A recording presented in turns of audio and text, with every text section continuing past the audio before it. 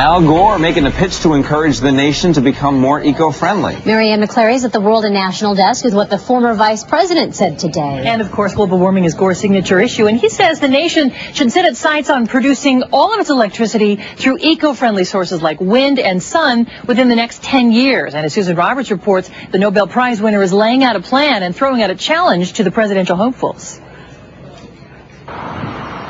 The soaring price at the pump is just a small part of a much larger problem.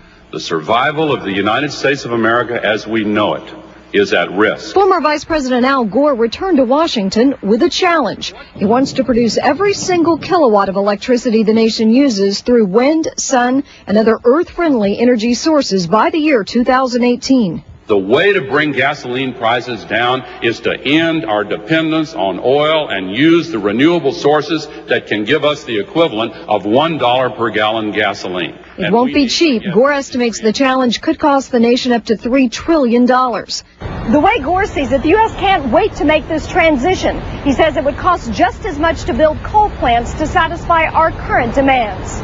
We asked folks filling up if they thought the investment would be worth it. The long-term result is natural resources, nuclear power, things like that. So I think you have to think future generations, not just us. Somebody need to do something about $4.94 for diesel. And when the diesel start costing more than gas? Gore's proposal is one most motorists would like to at least consider. Otherwise, they realize that a trip to the gas station will continue to cost them more and more, all the while oil-producing countries will continue to profit.